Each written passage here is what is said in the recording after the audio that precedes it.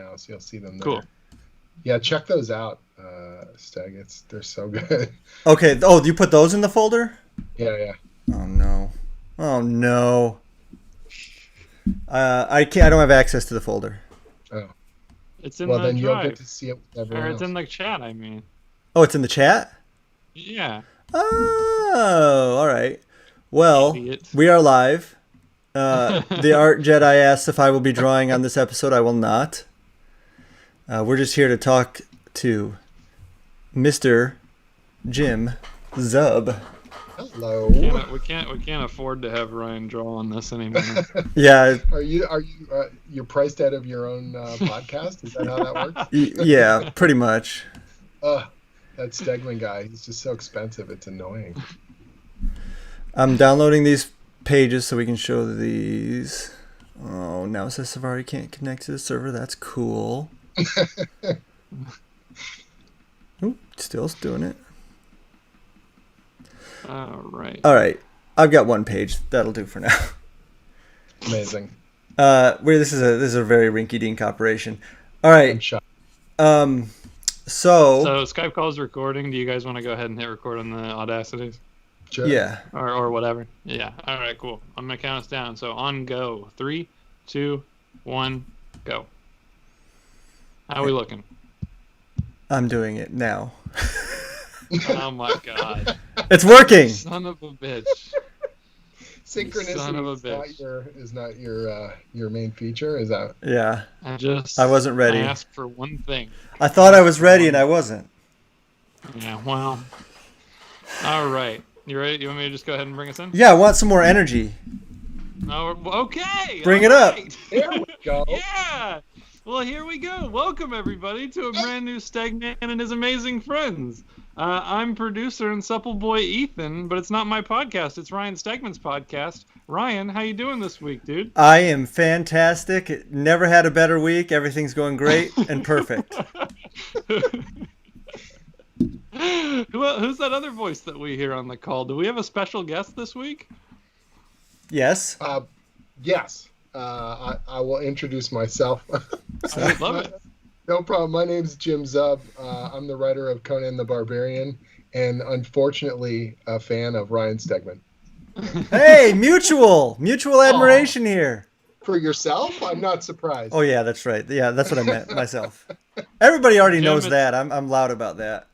Yeah. Jim, it's awesome. It's awesome to have you on. Are you also having a perfect week this week? Well, I'm up here in Canada, so I'm sort of having a perfect, it is okay. Toronto is on a lockdown, so we have our own problems.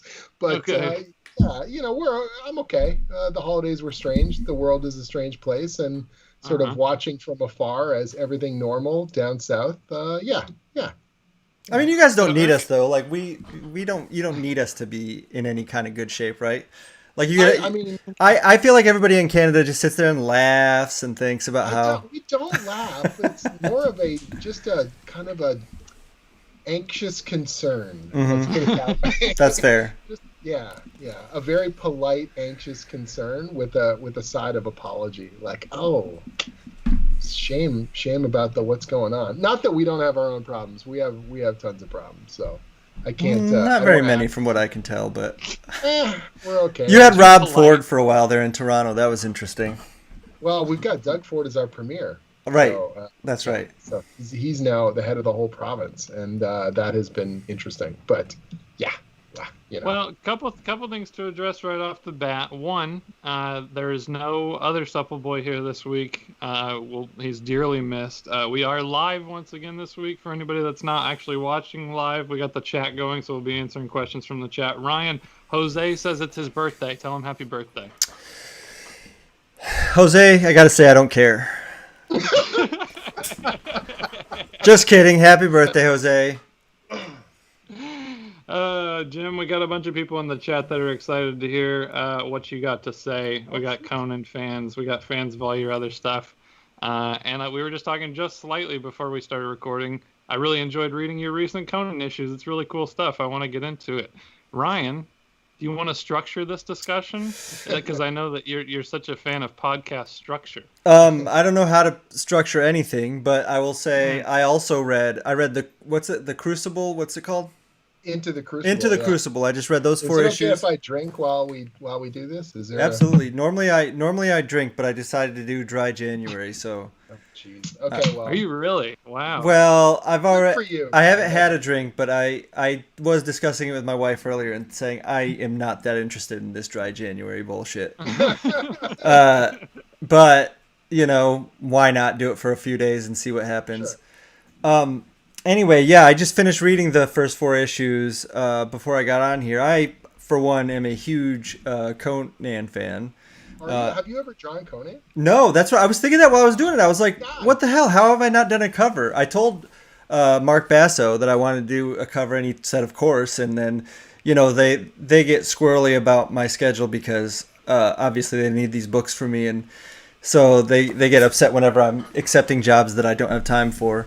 But maybe after King in Black or whatever. That's the good part, right? You're like, yeah. Once you get done your latest, once you get done King in Black, you should come on over and do at least a variant, man. Yeah, no, I mean that's the thing with Conan to me is he's always been a vehicle for the very best figure artists in comics. Oh my God, yes. John Buscema, Barry Windsor Smith. Mm-hmm. I'm trying to think who my favorites. Did some really good stuff. Yeah. There's a lot of, Carrie Nord is just phenomenal. Like there's so many great runs in the series. The black and white stuff in Savage Sword is to die for. Like some of those, if you guys have not read the original Savage Sword of Conan runs, they've Roy got Thomas, these wonderful omnibuses now, and the reproduction quality is stunning, and the fine line quality, because these artists, they were being printed only in black and white, and the page size was bigger because it was a magazine release. They would just go balls out, like they would do these like etching style, kind of ink on Buscema and all these guys, and it is to die for. Some of those stories are like burned into my brain in terms of storytelling quality and beautiful line. Like the only kind of modern artist that I think is doing that kind of stuff occasionally is like Frank Cho, when he unloads those crazy, real elegant kind of line work pages. Yeah, like the Alfredo Alcala inks. Yeah, exactly, right. And it's stellar stuff. But I think the character brings out a lot of great qualities in artists and just allows for a lot of iconic sort of storytelling elements. It's a joy. I was such a big Conan fan when I was a kid, and Sword and Sorcery is like in my blood. And right now I'm writing both Dungeons and Dragons and Conan at the same time, which is like 2 of the biggest properties in fantasy. So I feel like if I'm not peaking, I don't know what's after this. Like it feels like on a Sword and Sorcery level, I've got it all, which I'm very, very thankful for. Yeah, absolutely. Cornered the market. I have cornered the market on Sword and Sorcery. It's funny, Charles Soule and I were talking about that last year. I guess not last year, it's 2021 now. In 2019, when we were at a convention, we were chatting about that, and he sort of said, you've really kind of made yourself the fantasy guy. And I was like, I really feel comfortable and I love doing it. And I've been telling Marvel for a long time, like, all the supernatural characters, all the fantasy stuff, that's my jam. Put me in, coach. Like that's where I want to be. Yeah, Skull Kickers, your creator-owned book was very fantasy. That was Dungeons and Dragons. Yeah. Right. So it was like Skull Kickers was sort of this wry humor kind of Dungeons and Dragons meets Conan, like meets a buddy cop movie, like it's bizarro kind of thing. The feeling that I had playing D&D when I was a kid, which was just like this hooligan style fantasy where you're just kicking down doors and killing monsters and taking gold because you're 9 years old. You've never played D&D, have you? I have, and it was recent. It was within the past year that I played for the first time. Oh my God. Yeah, I never really knew anybody that played it when I was younger, but I have a friend who's really into dungeon mastering, so he set up a whole game for us, and it was awesome. But then the pandemic hit, so we haven't gotten back together. A lot of people have been playing online. Ryan, I don't want to shock you, but I am a dungeon master. That is shocking, Ethan. Yeah. So, if you ever want to play, you can grab Donnie. I'm surprised you have time to be a dungeon master in between reading every single comic book that comes out on the shelves. Dude, I read all the Jim Zub shit you sent me. I'm always doing my homework, man. No, it's D&D. I would not be a comic writer if it wasn't for D&D. I wouldn't be a writer at all. Like, it gave me the confidence and the excitement to create stories, not just partake stories, like not just read them, but to actually want to make my own. And the response you get at the table when you come up with something fun, that interactivity, it means so much to me. You know what I mean? And obviously with the comic, it's a longer, kind of turnaround time, but still that feeling of we're having a conversation or we're making something. Mm-hmm. Yeah, it's so good. And I like that. For me, writing characters is like role playing. Like I'm not just gonna, when I wrote Avengers or whatever, and I'm doing a scene with Captain America, it's like I'm gonna get into the headspace of Steve Rogers. Here's what's happening in the scene. How would he say it? Mm-hmm. Like I know some writers, they can kind of, I don't want to call out any names, but they you always hear their voice in the character no matter what. Like it's always their kind of wry style of banter. And for me, it's like, no, I've got to be Steve Rogers. I've got to be Peter Parker or, whatever, Wanda, Scarlet Witch, or like whoever these characters are, I got to really get into their heads. And that's just like, for me, that's a form of role play, like in everything else. So. Yeah, because it also teaches you to think on your feet in terms of like coming up with ideas on the fly, which is, it's kind of, I've started to do a little bit of writing stuff, and then I go to these summits and I have to talk to Marvel editors and I watch how it happens. I'm like, these guys are just like making shit up right now. Yeah. And I never realized that that's how you did it. So then now I'm trying to learn how to do that because, I want to type everything out and I have a hard time transitioning when somebody throws out one idea and I get fixated on it and then I miss the rest of the other ideas. Yeah. And you're like, no, you just got to keep going with it. It's all like just, it's kind of like improv where you just have to keep adding to it. Yeah. Improv. Well, and the ability to both add to what's being developed in the moment and get your voice in there, but also not be so precious that you're just going to try and choke the life from it or not let anyone else be involved. You know what I mean? Yeah. So I've only done a couple of those summits because I've never been a Marvel exclusive, so I haven't been at the table on the big summits, but I've done a couple of the Avengers ones when we did the Avengers No Surrender and No Road Home. Mm-hmm.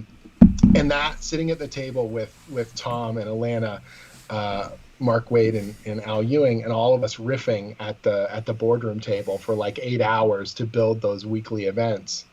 And that was so much fun. It was stressful the first time because I felt like, oh God, I got to prove myself. Mark Waid's got such a crazy legacy of amazing books, and Al is such a smart and amazing writer and able to build these really emotional stories. And I feel like what is my spot here? How am I going to fit? Right. And then, once we got a good rhythm going and we were all throwing in cool ideas and realizing that we didn't have to be precious about it and we could have a lot of fun, and even building up weird little in-jokes at the table, you just get more and more comfortable with it. Right. And it's something one of my favorite memories of writing comics. And it's something that, I really would love to do more of because I think that there's so much of the collaborative process that is important to make these books great. I love that you have such a good relationship with Donnie, that you're not just, the art robot, that you guys are throwing ideas into the mix and getting on calls together. And, that's the kind of relationship you want with a team. You want to have that kind of bouncing back and forth. Yeah, it's just so good. Corey Smith's taken over on Conan. He's going to be the new artist with an issue 19 that I think comes out late February or early March. It's funny because he's not a sword and sorcery guy, but you would not know it. Those pages, he has taken to it so well. He is phenomenal.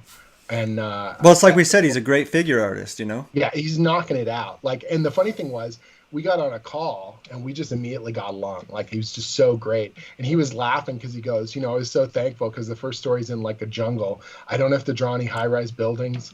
I don't have to draw, all this hard tech and all this stuff. He's like, it's just cool organic stuff and monsters and badasses. And he's just really, really digging into it. So on the Into the Crucible, who was that artist? Because I can't remember the name. I read it a couple times because I've never heard of them, but they were very good also. Raj Antonio. Yeah, he's quite good.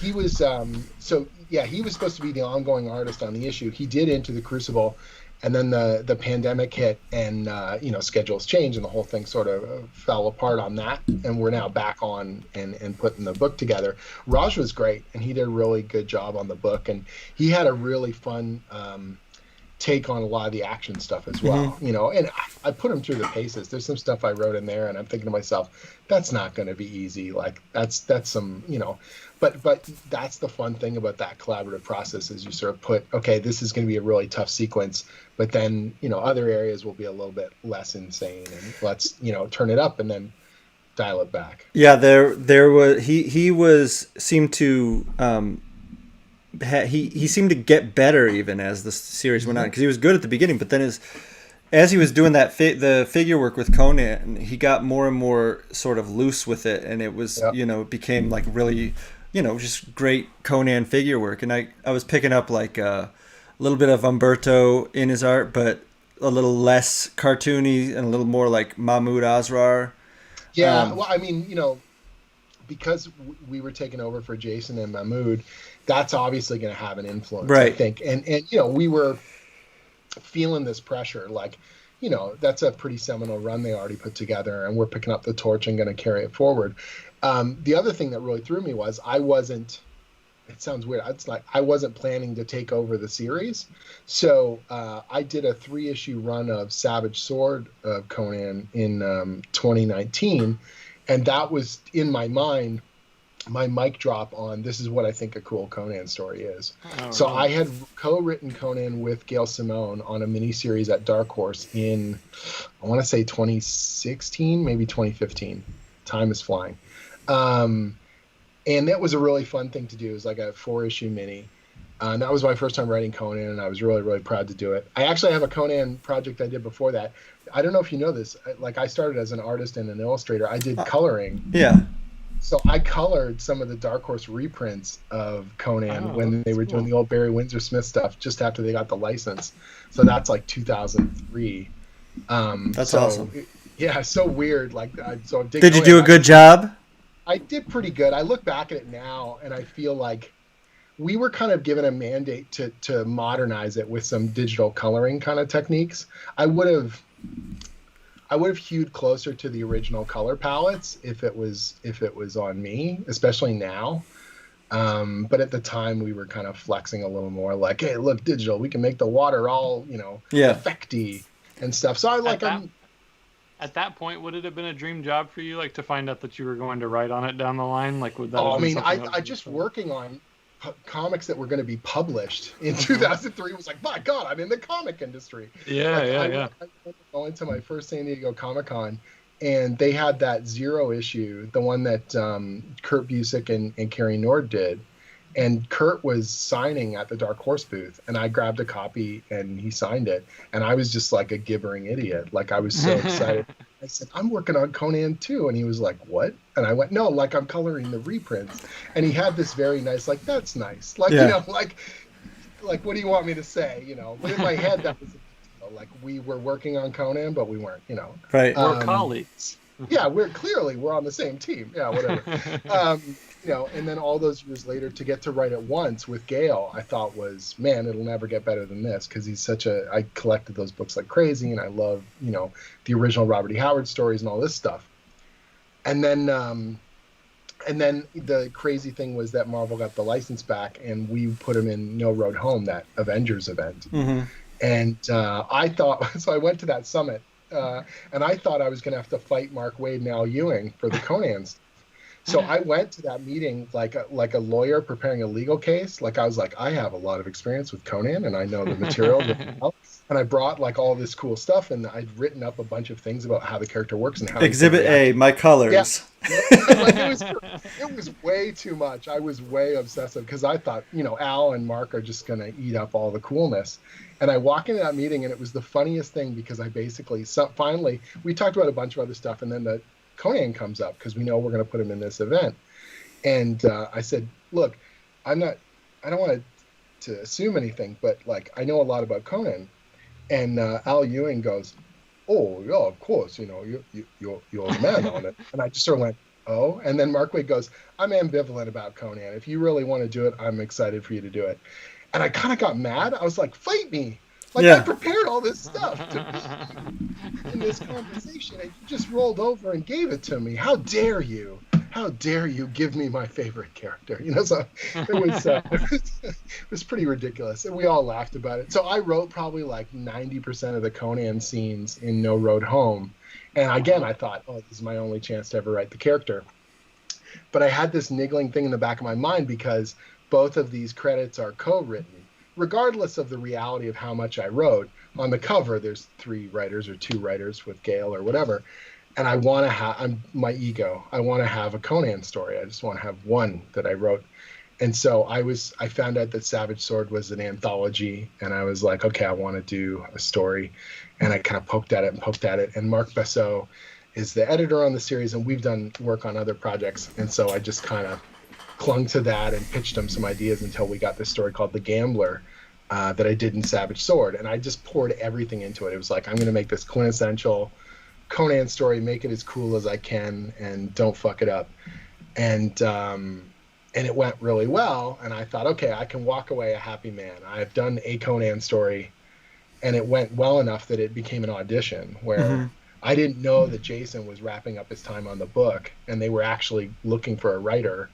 And so the timing was kind of perfect on it. And Mark came to me and said, do you want to take over, Conan the Barbarian? And I actually didn't say yes the day they asked me. I needed like a day to think about it because I was co-writing Iron Man with Dan Slott, and my schedule was really full. And I thought, oh man, this is like, I totally want to do this book, but I'm also kind of terrified because it's that weird thing of, at Marvel, I've been doing a bunch of characters I like, but not like dream books. And there's that weird moment of, what if you fuck this up? Like, it's one thing to, this would really, the fandom's intense, and I love this stuff. And do I have enough juice to like tell this every month, to do this on and on and on and make it work? And so I needed to like psych myself up for it. So like for a day, I just sat there and I was like, okay, I'm going to leave Iron Man, and I'm going to pour myself into this, and I'm going to write down a bunch of stuff and make sure I've got enough kind of meat on the bone, and then come back with as much excitement as I can on it, And did you come up with the Into the Crucible story pretty quickly? Yeah, I mean, it's a riff on, the thing with any long-running character, and I don't know how you feel about this, like these characters who have these immense legacies, it can be so hard to think of new permutations, right. And yet the characters, they've been around so long, so how could you not, find a new angle? Like I did a Batman story in Legends of the Dark Knight, and that's one of the hardest projects I've ever done because the fuck do you do with Batman? Like, right. And how do you make this feel like a quintessential Batman story, but not the same old shit you've seen before? Like, what's left? Batman fucking shovels his driveway. Batman eats a burrito. Like, what's left? And so just coming up with that stuff can be kind of intimidating, and you need to do things that are different because that's what's going to make the story stand out. And you need to shake that character up and mess with them, but you take it too far and then the fans hate it. But if you don't do enough, then they're like, why the fuck am I reading this? I've seen this all before, right? I think that's one of the things that people don't realize, and I have a lot more appreciation for. I don't know about you, like you get sent all the Marvel PDFs, right?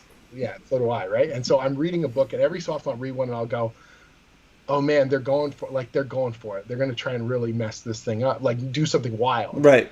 And even if it doesn't work, I respect that because you're trying to do something. The ones that bore me are the safe ones where they're just doing the same old, and I'm like, yep. But you know what? That's interesting because as I was reading your Conan, I was thinking, come on, you better give me this thing that Conan does. Right? You know? Well, you have to have certain ingredients. That's the thing, is it? So that's, these writers where they're able to take enough of those ingredients where you're like, this is a Conan meal. Like, this feels like I got all the stuff I want. But something spicy, something a little different, something a little off kilter, or a surprise, or even a particular, like a bit of violence I wasn't expecting to play out the way it did. Something a little more. I was looking for the sexy time. Right? And there's some. It delivered. Yeah. And then it's actually fun. People were saying Jason's here. I don't think Jason's run had any sex scenes. Really? We're like, I don't think so. I could be wrong, so please don't. Like, someone in the chat's gonna be like, "You're wrong. Conan fucked so many people." In issue 7. Well, that's what I feel like. That's like a quintessential part of it. You have to have and then, unfortunately, Conan is a huge misogynistic dick. Well, here's the thing. Okay, so that's what's interesting, and I talk about this all the time with people. The assumption of Conan is that he is barbaric in the sense of he's a sexist piece of shit and all this, but he's not. And I'm not just saying that because I'm writing the character. In Robert E. Howard's original books, in the source material, Conan is way smarter and way more intuitive and way more respectful than you might imagine. Okay, he's not like raping and pillaging. That is not the character. Has never been the character. But the shadow kind of cast, unfortunately, from an amazing movie, the Arnold film is amazing on a visceral level, on an adventure level. But from the actual prose, from the source material, it's not very accurate. It actually mushes a bunch of stuff from like Call of the Conqueror and other source material, and John Milius's like particular things he likes about sword and sorcery in general. And Conan, plus Arnold as an actor at that point is particularly wooden. Like he's got charisma in that movie, but it's this like silent. So it comes across as stupid and things like that. So the shadow cast by that film is that he's just like this man-child monstrous muscle man, fucking and killing and whatever, and he's not. And so like as much as possible I try and hew to you need to have those bits in there in this broader sense of the violence and the sexuality, but he is not a fool, and he's not just like taking what he wants in that. I don't mean like I mean when I say that he's like a misogynist or whatever, I guess what I'm saying is he ends up and he never stays with a woman. And yet there's another weird thing. There's a whole sequence, particularly in the comics. In the books, there's a story called Queen of the Black Coast. He ends up with a woman named Belit. And in the story, it doesn't really say exactly how long they're together, although it doesn't seem like it's crazy long because it's just one story. In the comics, they're together for, I could be wrong here, like 50 issues? Really? Yes. Like I want to say at least 25, if not 50 issues they're together. And they are on this pirate ship and going up and down the coast and kicking ass and fighting monsters and going onto these islands and getting in trouble. And then I think Conan 100, she dies. And so they basically take Queen of the Black Coast and they just stretch the middle of it out like crazy and fill in this montage of them together. And so Belit is kind of Conan's true love, and then she dies tragically. Spoilers. I wonder if... go ahead. What percentage of Conan have you read? Just curious. Like would you comics? say you've read most of it? Oh, just Conan in general. Like I've read all of it. I've read everything. Oh, wow. All right. Yeah, all not right. like I can't call it all to mind up front because you're talking about 300 plus issues of comics and all the stories and stuff like that. And when I took over the book, I always do this. I always do a deep dive.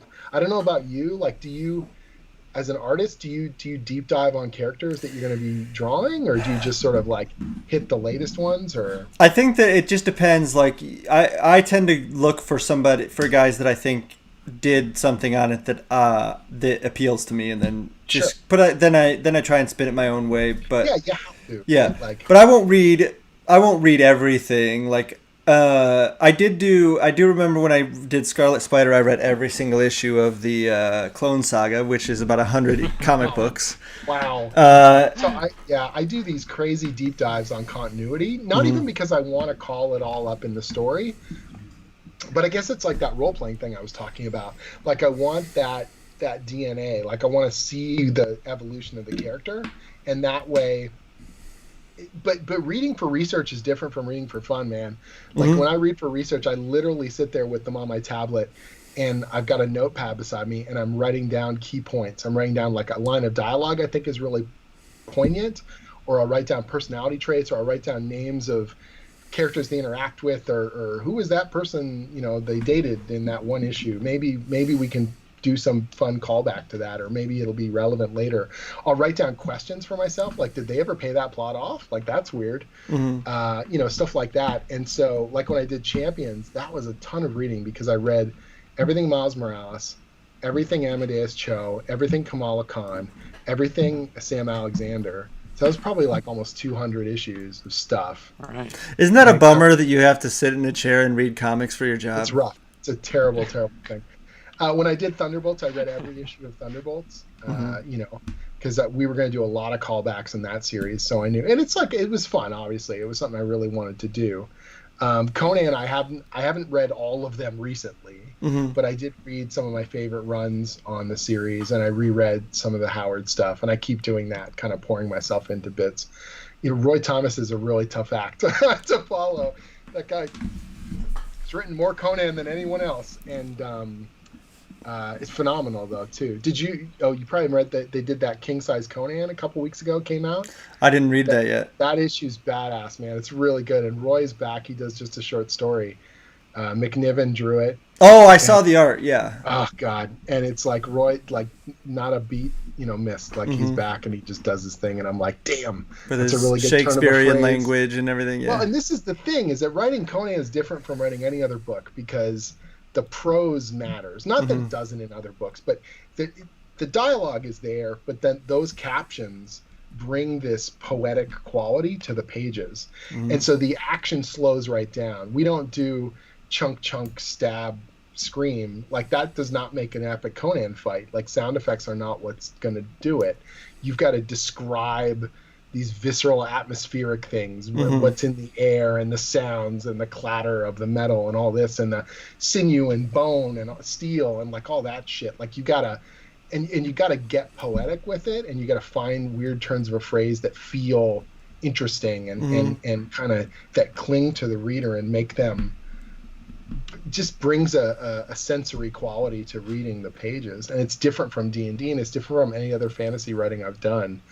And that was something I was really intimidated by, and still can be at times, And Roy just does it. Like, he just seems to, I'm sure he labors over it, but it never feels like it when I read it. Yeah.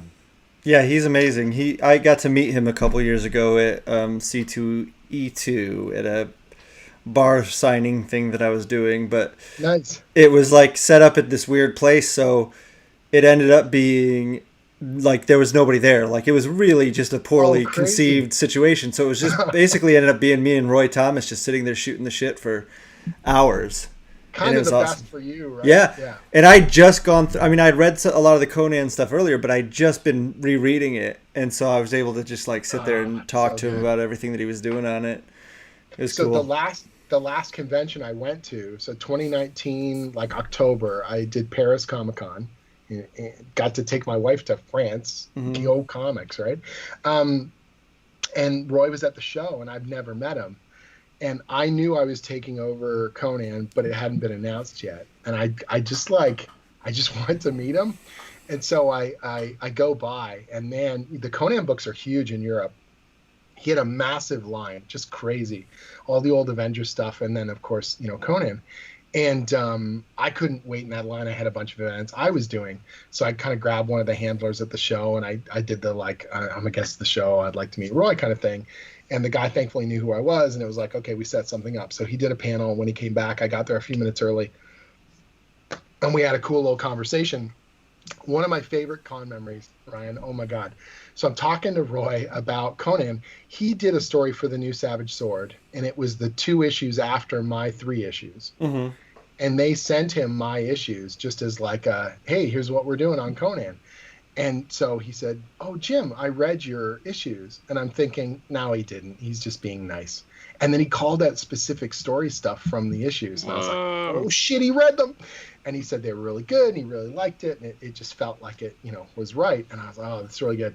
I said, Roy, I need to tell you something. It hasn't been announced yet. I'm taking over the monthly series next year. And he looked at me, man, he gave me this like real warm, smile. And he slapped a hand on my shoulder and he said, welcome to the fraternity. I cannot tell you how much that meant to me, how much that still means to me. Like, it was crazy. I get tingles talking about it right now. It's like the Stan Lee telling you, nice job on Spider-Man, kid. Like, fuck, like the greatest feeling. One of the best moments I've had in comics. And that's great. Just awesome. No pressure, Yeah, it was cool.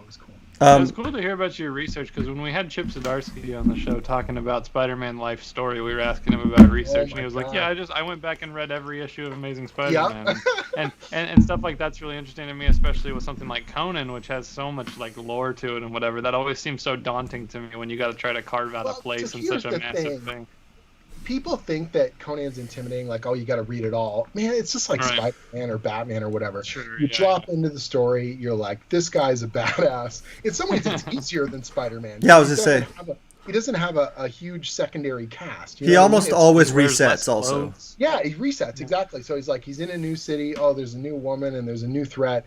Kick some ass and whatever. And what you'll see in Roy's run, and what I've tried to do in mine, is a similar type of thing, where you kind of do that classic structure of what we call A plot, B plot, C plot, right? So the main plot is called the A plot. And then you'll have hints of something else that's bubbling up, or someone will talk about some shit that's happening over in some other kingdom, and it'll come back around. The B plot becomes the A plot, and the C plot moves into the B position. You know what I mean? So it's like, Into the Crucible, we lay the groundwork for what I'm hoping is, like a nice ass long run, but we're peppering in little hints of things that I'm going to then pay off, 10, 15 issues later. You could still read those issues on their own, but if you've been reading the whole way through, you're like, is that warlord they were talking about way back when? You're like, yes, it is. Is that that treasure or that gem or that weapon? Yes, it is. Like, all that stuff's going to bubble back up. And so the little stray bits of dialogue make the world feel interconnected if you do your job right, So... Yeah. We have a segment on this show, and it's called Ethan Nerds Out on the Guest. Ethan, would you like to do that? You got some Conan questions? Yeah. I can only nerd out to such an extent about Conan, because I've only dipped in so deep to Conan. Like, I've read Jason Aaron's stuff. I've now read your stuff. I have a question real quick, Ethan. Do you read actual novels? Yeah. Okay. You've never read any Robert E. Howard? Yeah, most of their short stories. I haven't. No. Okay, you should. It's very good, yeah.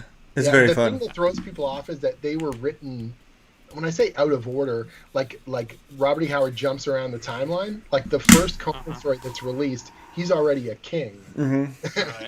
And then he goes back and tells some earlier stories of Conan. So it's like you're constantly jumping all over the timeline. But all you need to know is he young? Is he old? Is he experienced? Is he the king? Is he, like an impetuous youth? That's all you need to know. Yeah, they're like 15-minute, 30-minute stories, and they're all fun. Cool. And every so often, I still read them for inspiration. And some of the turns of a phrase, the visceral way he describes specific things, and you're like, I can't rip that off because it'll be too obvious I'm taking a Robert E. Howard line. But you're like, I want it to feel like that. I want it to... Just get a thesaurus. Just change each word. It's tough. Yeah, sometimes coming up with a phrase, like, you're like, how many ways can I describe muscles tensing? Mm-hmm. How many ways can I describe, metal clashing and all that stuff? Right. It does become kind of a strange thing. Or you're like, let's talk about smells. What is this? What is the sound that's being created by the crunch under his foot? Or like, what can I pull out of this artwork or pull out of this moment to enhance it and slow things down so that the reader is caught up in this, like, everything is 300 and it's all... I do remember you describing the smell of blood in the Crucible. Yeah. And that's the kind of thing you just wouldn't do in another comic. There's no... You just wouldn't think to. Mm-hmm. And so you kind of have to, like, tune your brain.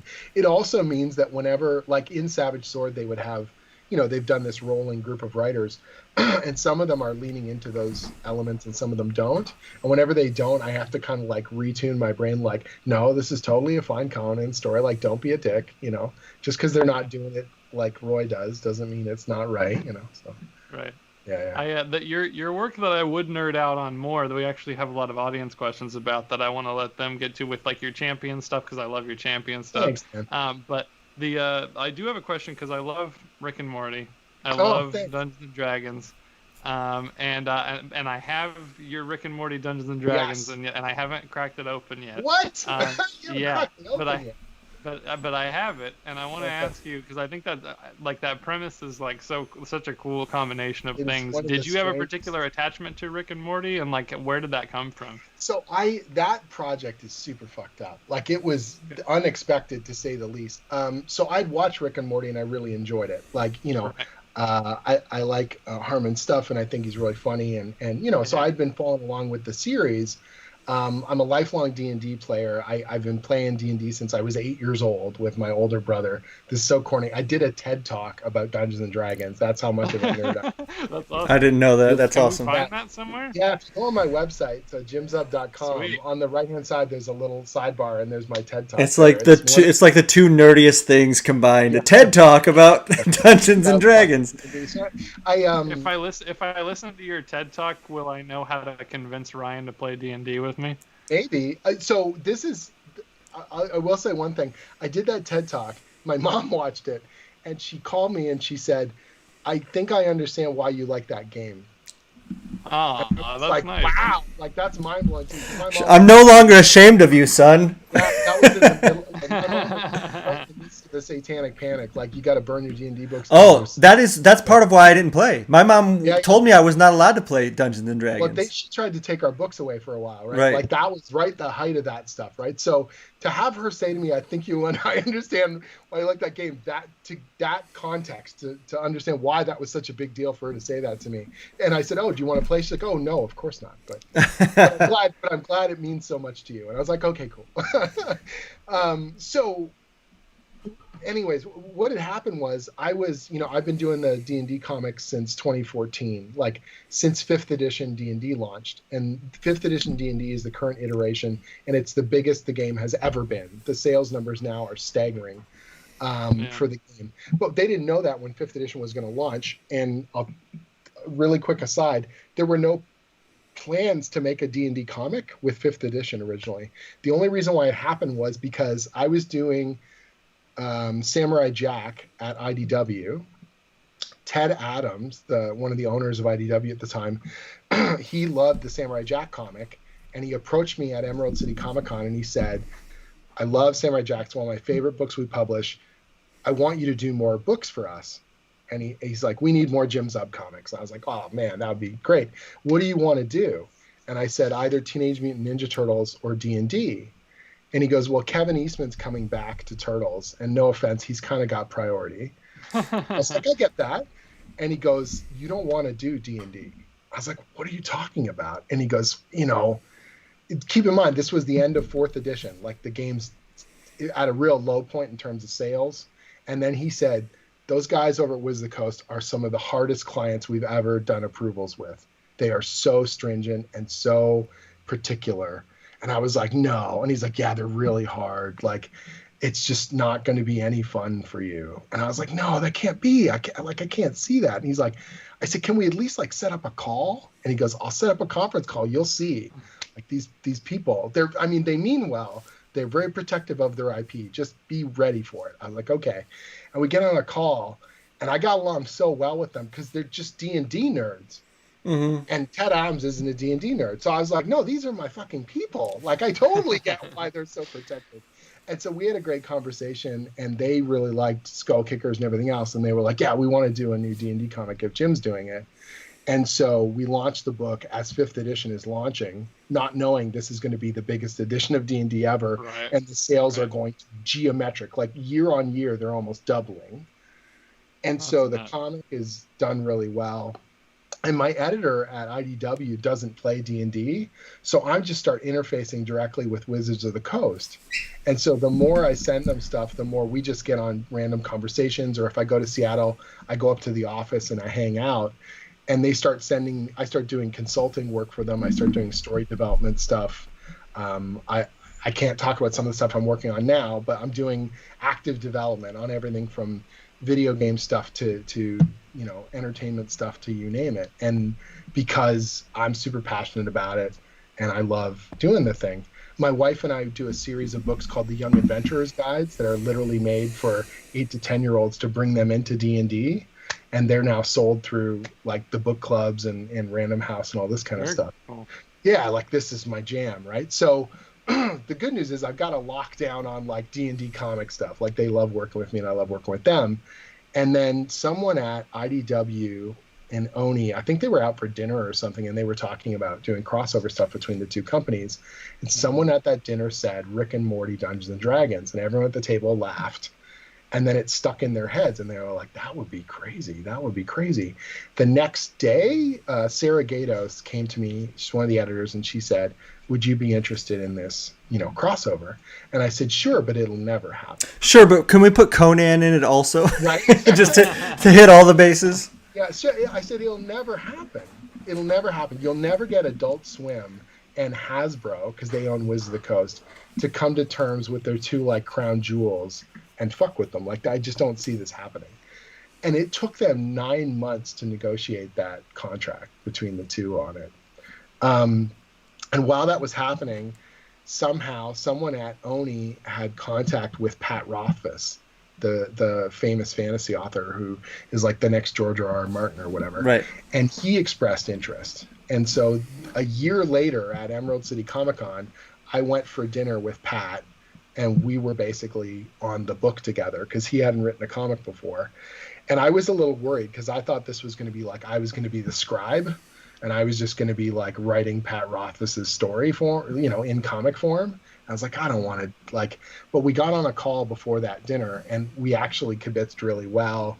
And he had enough cool ideas, but still had openings. And I was like, no, here's how we do this. And so it was very much collaborative, and we started plugging away on the thing. And both of us were like really big fans of both Rick and Morty and D&D. And right. Pat actually had like a manifesto he sent me for the series. And he said, we can't play it like, fucking Basement Boys and being embarrassed about D&D. Like, that's not what this is anymore. And that's not what the hobby is.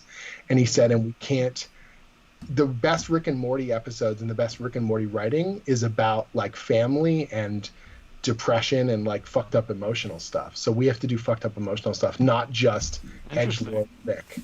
And I was like, I'm on board. Like, you're speaking my language. We're not just going to hit the classic corny cliches of a crossover. We're going to like try and get under the surface. So like we wrote, if you read it, you'll see like we get into the family dynamics, and we like really, really kind of get under their skin and mess with them in fucked up ways, while doing funny callbacks, while riffing on old D&D nerd shit and like rules garbage, and like just making it as weird and twisted a labyrinth as we can on it. So yeah, I'm really proud of the book.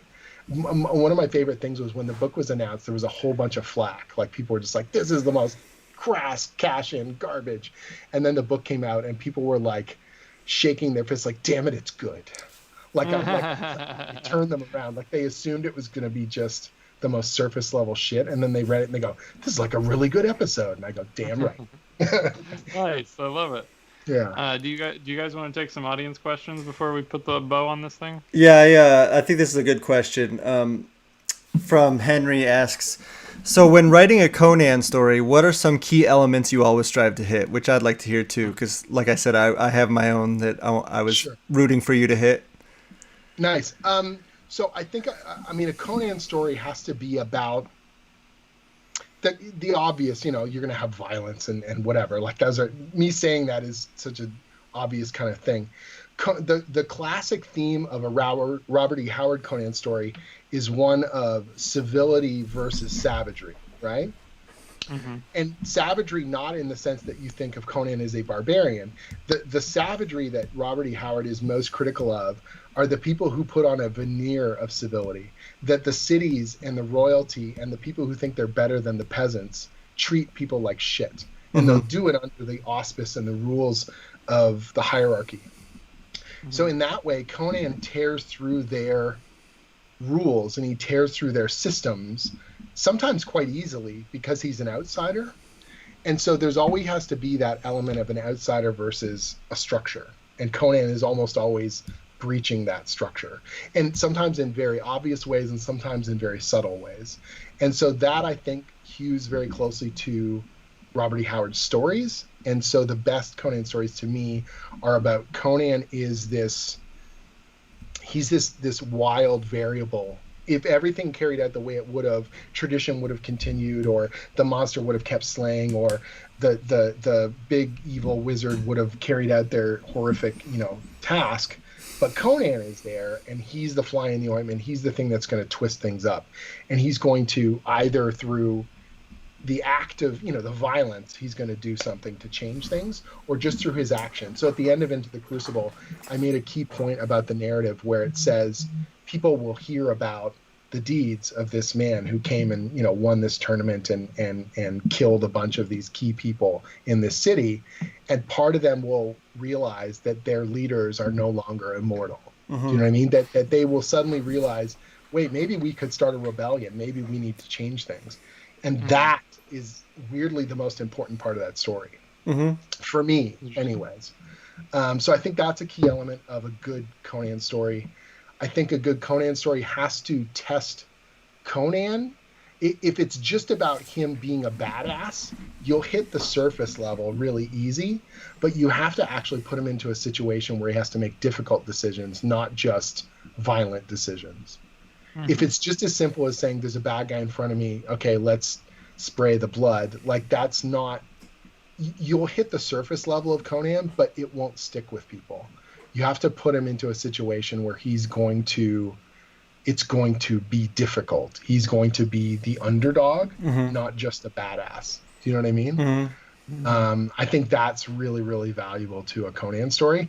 And a lot of times I see people, their image of Conan is he is an unstoppable, monstrous badass. And it's like Conan actually can't take down an army by himself. He's not superhuman, but he's smart and he's capable and he is a survivor.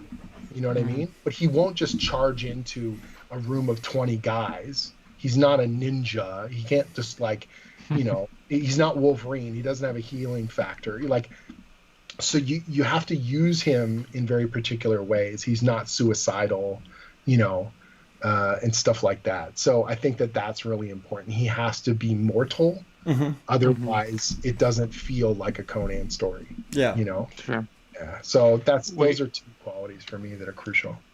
We got a bunch of comments on your Champions run. Adam loves it. Dakota Crow says, Jim, I loved your Champions run. Thanks. And Abigail Mendoza, who is one of our lovely patrons, asked, Jim, which member of the Champions would you most like to write a solo for? Oh, that's a good question. I do really, really like Miles. Like, Miles was the character I was most nervous about writing when I took over Champions, and the one I'm kind of most proud of. And I put that character through hell in our relaunch. So we did a thing called Beat the Devil, and it's Conan. What am I saying? It's Miles and Mephisto, and it's a real nasty story. And some readers would tweet me after every issue came out, and they're like, "Why do you hate Miles so much?" And I was like, "No, Stan Lee treats characters like shit. Like Roy Thomas, all your favorite writers, Bendis, Cates, you name it, they put these characters through the ringer because they're worthy, because they will persevere and they will show us something beautiful about. So they're heroes, yeah. Their resilience, right? The characters that drive me crazy are the ones where I feel like the writer's always using kid gloves on them, like they're not worthy of drama. You know what I mean? And so it was difficult because I think Mark Waid had a much lighter touch to the book, and he was doing a brighter kind of book. And when I came on board, Tom Brevoort, the editor, and I were talking, and he said, he asked me if I was interested in the series. I said I was, but I wanted to hearken to some of my favorite teen books, which was like classic Teen Titans, like the Perez stuff, you know, and Wolfman, and also New Mutants.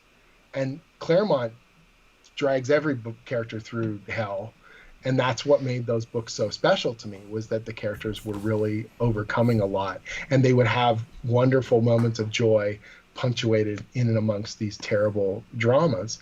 And so I said, that's what I want to do. And Tom's like, that's exactly what I want. And so I went in with both feet and really dug down and made those characters hurt, because I love them, because I wanted the book to be that kind of book, you know. Mm-hmm. And the readers that dug it, they really resonated on it, and it meant a lot to me. And I think some of the readers that started with Champions, they were shocked. They were like, why are you doing this? Why are you being so cruel to you know, to Sam in particular? Like, we took away his Nova ability for a long time. We took away his helmet and made the other people on the team make him want to leave, and like made it hard. But to me, that felt like classic kind of teen superhero storytelling. So that's why I did it. Definitely. But yeah, Miles is a character that I'll tell you, I don't think I've told this anecdote to anyone. I'll tell you really quick. I've taken over Champions. I've done Champions for a little bit, but we're doing the relaunch of the book. Mm-hmm. I'm in the midst of writing this Mephisto story. Dark stuff, particularly with Miles and Kamala. Really dark. Dan Slott messages me, and Into the Spider-Verse is coming out. And he's like, you have to go see it on opening weekend. And I'm like, dude, I'm really busy. Like, I'm really busy right now. And he goes, Zub, you are fucking writing Miles Morales. You have to go see it. It's part of the family. You got to go. And I'm like, okay, dude, okay. And he goes, it's the best superhero movie. And I was like, ha, ha, ha. What are you talking about? Like, Marvel's on this unstoppable run of movies. What are you talking about? He goes, go right now. Like, that was the text. I was like, all right. So I bought tickets, and my wife and I go with a couple friends, and I walk out of the theater and I'm shaking. I'm like, that film is transcendent. It's one of my favorite superhero movies. It's unstoppable, right? And then I get this deep, terrible fear in my stomach, because I'm currently running a storyline about Mephisto and Miles. And I'm like, imagine you go see the Spider-Verse movie, and then you go pick up Champions. And you're like, what the fuck is this? Like, what have you done to my favorite new character, right? Yeah. And I actually messaged Bendis. And Brian and I have only chatted a couple times. And I was like, Brian, I'm losing my mind. And he's like, what? And I said, I just saw Spider-Verse. And he's like, it's the greatest, right? I'm like, yeah, that's why I got to call you. I got to call you right now. And we got on a phone call, and he was so nice to me. I said, I think I've made a terrible mistake. And he's like, what are you talking about? I said, I'm writing this story about Miles, and it's the darkest shit ever. And it's really harsh. And he goes, okay, but like, do the heroes win? And I'm like, yeah. And he goes, well, then it's a good superhero story. I'm like, no, you don't understand. It's like I'm riffing on One More Day stuff with Mephisto, and it's like dark. And he goes, Jim, these characters are bigger than you, and they're bigger than me, and they can take it. And if you believe in the story, and your editor believes in the story, then it's probably a good story. And if you're scared to tell it, then that means you've got to tell it. And I was just like, what? And he goes, dude, you got to tell it. Now I really want to read it. And I'm like, oh God. And he goes, are you proud of the story? Don't think about the movie. Are you proud of the story? I said, yes. And he goes, then go write it. And Godspeed. And I was just like, oh, Brian Michael Bendis, damn you. You know? It's nice. Yeah, it's really cool. I love that. That is awesome. We got John Iker, who does a lot of graphics for the show. He brought up the idea that a lot of people seem to agree with, which is that it would be fun to slap a symbiote on Conan. See how that goes. So that's the thing. Like, Jerry's doing the Savage Avengers book, and I think it's so much fun. I love reading every issue of it, because he can really cut loose with Conan. Wasn't Venom in that? I think that there's an issue where he and Venom are running around, but he doesn't actually get possessed by the symbiote or anything. That was such a weird thing. At the end of No Road Home, we set up all these potential plot lines, and one of the ideas we came up with at the table was, what if Conan doesn't go back yet? And we didn't know how long it would last. We're just like, yeah, we'll dump him in the Savage Land at the end of the story and just leave it as like a hanging question mark. And instantly, Jerry came back with this pitch, and it was like, oh shit. and I'm glad he's doing it. I don't know if I would because I'm so protective of the character. Even writing him in No Road Home was hard because it was like, and if you read the sections, he's on this very classic fantasy adventure with the Scarlet Witch, and he just thinks of her as a witch, and we kept him in the Hyborian Age. We didn't bring him until the very end of the story. Then we brought him into Marvel Earth, So I feel like the crossover stuff's harder for me because I feel like he's got to be in his pure kind of sword and sorcery element. Right. Whereas I think Jerry's less precious. So he's like, yeah, we'll give him a machine gun for an issue. Fuck it, And Godspeed to him because I think that's cool. I would never do that, of course, in the core book. The core book's got to be pure Hyborian Age. You know what I mean? Mm-hmm. But not that I haven't done crossover stuff. I did that Serpent War series that was Moon Knight, Conan, Dark Agnes, and Solomon Kane, and that was a lot of fun. I mean, of course, Moon Knight and Conan should be together. Well, so the connection is set, right? Because both the worlds have the snake god, Moon Knight fights, So that was where the connective tissue worked on that. It actually worked relatively well. So, yeah. We have a friend of the show, Kenny Porter's in the chat, and he wanted to say that Skull Kickers was one of the big inspirations for his book Barnstormers. Oh, cool, man! That's awesome. Yeah, so that was cool to hear. We also got a question from the Art Jedi that asked if Star Wars has had any influence at all on your Conan work, which I thought was an interesting. The Art Jedi is wondering. Yeah, he has a very particular set of interests. Well, he'll be happy to know I just finished writing a Star Wars short story for a book that came out called Empire Strikes Back from a Certain Point of View. So I wrote the Yoda story in there. And that's my second Star Wars project. Much like I colored some Conan, I colored a Star Wars short story for Dark Horse back in 2002, 2003. The funniest thing is that story is drawn by Scott Kurtz, the PvP guy. The letterer on that short story is a young pup named Robert Kirkman. Whoa. So, because that's how he made money when he was starting in independent comics, was by lettering. That's sick. Yeah, so it's so funny. Scott tweeted about that Star Wars story a couple years ago, and we tagged Kirkman, and he immediately tweeted back and was like, "Whatever happened to that loser?" And we were like, "Yeah, it's good stuff." What is your story in the Certain Point of View one? I'm excited to see that. So Certain Point of View is basically they take the movies and they are a certain point of view. So it's none of the main characters. So no Han Solo, Luke, or Leia. It's all weird background characters observing moments from the movies. So how did they get there? What is the bartender at the cantina thinking when this old man cuts the arm off the guy in Star Wars and stuff like that? And what was he just wanted to finish his shift, and now there's a fight breaking out, and so it's really fun stuff, and some of them are very funny, and some of them are very weirdly poignant in ways, right? A random person getting blown away in the background of a rebel battle, and all of a sudden you're finding out their life story and that this is the end. So the first book did really well. It was a New York Times bestseller, and they did another one for the 40th anniversary of Empire Strikes Back last year, 40 stories from 40 authors. And because I'm doing these D&D books for Random House, I'm now kind of in their loop, and so they just wanted to get a lot of pop culture people and people who haven't done Star Wars stuff before, so they reached out and asked if to do a short story. And originally I wasn't going to do Yoda. I was going to do the creature in Dagobah that eats R2 and spits him up. So I was going to do this daily life cycle and how it's hunting for food and thinking about, how it wants to mate or whatever. And then it's going to find this metallic thing and be like, oh, this is the biggest dinner ever. And so I was writing this, that was my original proposal. And they came back and they said, this is really funny. We have some characters that no one has done dibs on yet. And we're kind of worried no one's going to do them because they're intimidated. Are you interested in Yoda? And I was like, what? No one has picked Yoda yet? I mean, yeah, I could take a crack at it. And so I came back with this proposal of Yoda basically in the middle of a Jedi meditation.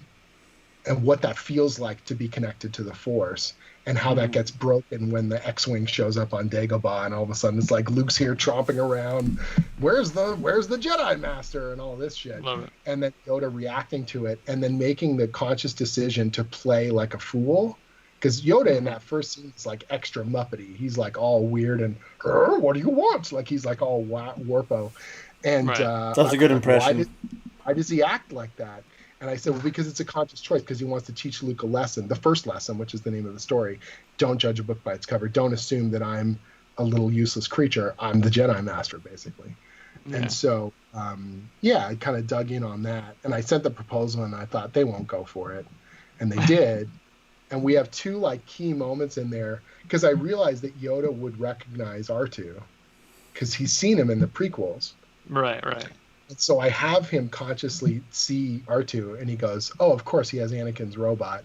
This is a cycle of fate. This is what happens with the when the Force, it brings these things around.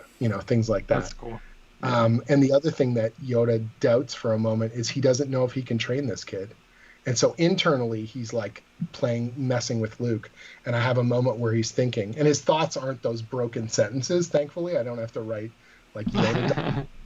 But he actually says, can this boy, balance the Force? Can I teach him? I'll have to try. And then he stops and he goes, there is no try. And that's how the story ends, is him realizing. I love it. So I got this poignant kind of moment, pulled it out of it, sent that thing in, and my guts were kind of twisted in knots. Everything that Lucasfilm goes through so many layers of approvals, and they sent my notes back, and it was so crazy because it's like the PDF has comments from 5 different people, and in some cases they're having conversations in the comments with each other. Wow. So like that moment where Yoda recognizes R2, there's like someone goes, "Is this work?" And then someone else goes, "Well, he would know what it is. So yes, technically, but do we want that to be revealed here? If so, how is this being worded?" And they're having an entire conversation in the comments, and at the very end, they're like, "Approved." And I went, "That's really cool." Oh, I didn't have to see any of that, but I'm kind of excited that I did. Yeah. That's sick. I love it. So I don't know. I guess my Conan isn't influenced by Star Wars, but you got some Star Wars content here. So perfect. We always love to get Star Wars in here when Donnie's not here, because he doesn't like to talk about Star Wars. Donnie doesn't like to talk about Star Wars? Well, he's kind of a new convert. The Mandalorian season 2 has gotten him into Star Wars a little bit. It? But generally he's not a big fan. So we sneak it in when we can. Ryan, are you a Star Wars guy? Not like a super deep Star Wars guy. Like I've seen all of it, and I've never gone out of my way to read like a Star Wars novel or anything, but I've read some of the comics and all that stuff. I do enjoy it. I haven't watched all of The Mandalorian yet, which is what? Yeah, it's a long story. I will be watching it soon. I'm thinking about reading Charles's new book. Looks pretty fun. I was about to say, not only is friend of the show Charles Soule writing a really good main Star Wars series, but the whole High Republic line just launched since we last did an episode. So and that book, he's been pouring himself into it. We were on a call like last week just talking about stuff. It was fun because he was talking all about doing development at Lucasfilm stuff, and I was talking about doing development with Wizards of the Coast, and we were just sort of like sharing war stories. Like it was a lot of fun, and Charles is really reserved. Like he, I'm sure you guys have interviewed him on here or whatever. He holds his cards really tight to his chest. So watching him get genuinely giddy about projects like this was quite a joy for me, honestly. So I'm super pumped to read. I love it. Yeah. Well, guys, we have crossed the hour mark. Do you guys want to wind it down, put a bow on it? Yeah, I think we gotta. My wife's probably sitting upstairs crying because I'm not hanging out with her, so. Well, perfect. Everybody make sure that you check out Jim's Conan and also his previous Savage Sword of Conan issues. Is there anything else that you want people to go out and check out, Jim? I'm co-writing the Stranger Things and Dungeons and Dragons miniseries now from Dark Horse and IDW. Issue 3 just came out this week. Really, really proud of that. We got to fill in kind of the gaps of the gameplay that happens in season 1, 2, 3 of Stranger Things and some really cool little emotional bits about how the kids got into the game. The first issue takes place before season 1 and shows them starting to play D&D, and those kids started playing right around the same age I did in the same era. Mm-hmm.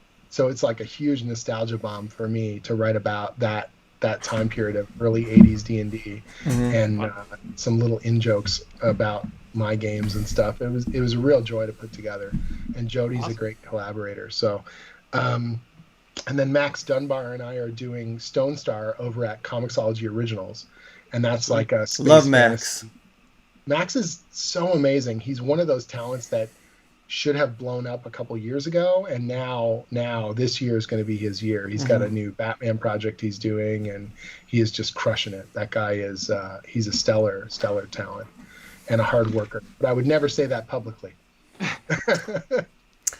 Well, Thomas Hart in our chat says that Stranger Things D&D is really good, and if Thomas Hart in our chat says it's good, everybody should go check it out because he's a great judge of content. Awesome. Make sure that you guys go read all of that stuff.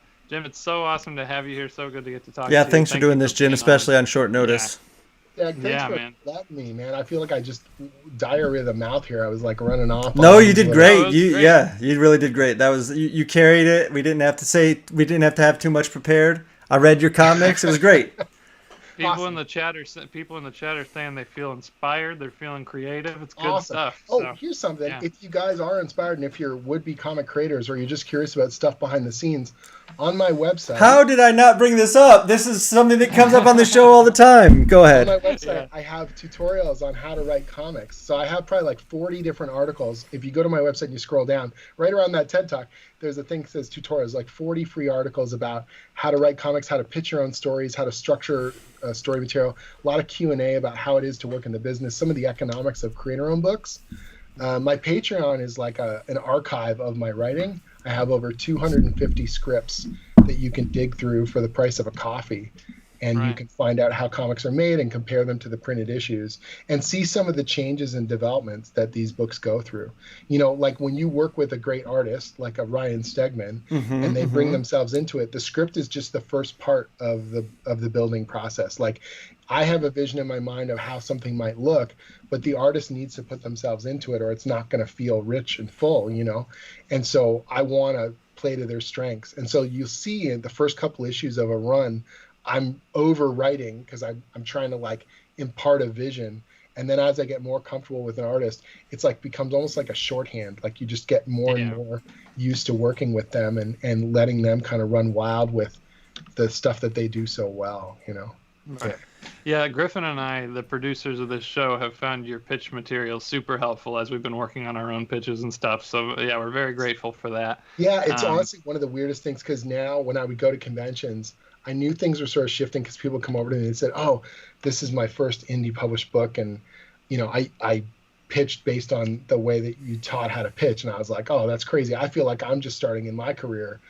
And now I have in my office, I have a stack of indie books from people who have said, you know, thank you for your help or whatever. And I'm always kind of humbled and thrilled that I've been able to, you know, help people out or demystify. Because that was what drove me crazy was I just didn't understand what people were looking for the longest time. So cool, man. Yeah, we got Dom Gomez in the chat. He's really excited to check it out. Brad Starnes asked if you could talk for another hour or 7. People love you, Jim. Thanks so much for being here. It's been a great episode. Make sure you check out his website and all of his books. There's a few other things to check out. Send us an email at stegmanandfrids@gmail.com. Let us know if you're loving the show. Leave us a review on Apple Podcasts and wherever else you can. We're on Spotify and all the major platforms. And the biggest thing that you could do to help out the show, help us keep the lights on, is go to SheridanandSmith.com.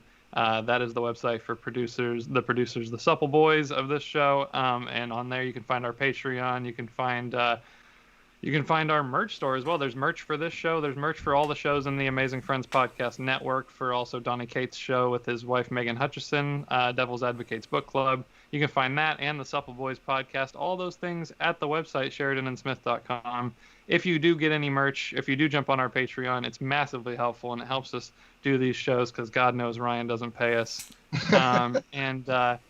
So we really appreciate anything that you chuck our way. And we also just love hearing from you. So if you get through our contact channels, Stegman Show on Twitter, Ryan is at. What's your Twitter, Ryan? Is it Ryan Stegman? Yeah, Ryan Stegman.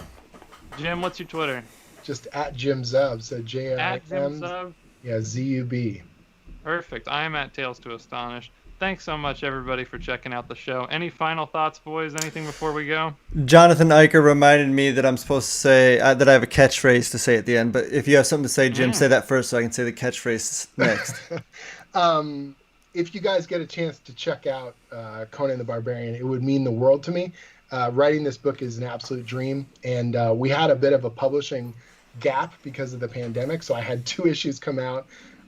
February, March last year, and then we had a 6-month gap, and now we're basically getting momentum and ramping up again. Corey is doing some of the best pages of his life. If you guys want to see some absolutely awesome sword and sorcery, please pre-order issue 19. Follow us all the way through to issue 25, which is legacy number 300 of Conan. It's gonna be my first time doing a big anniversary issue, so awesome. If you follow on with us, I will make it worth every penny, I promise. Absolutely. That's great. Ryan, what's your catchphrase? Quit your jobs, chase your dreams. That's right. That's the official stance of this podcast. Quit your job, chase your dreams, stay amazing, friends. We will see you guys in another week. Thanks so much for listening. Bye-bye.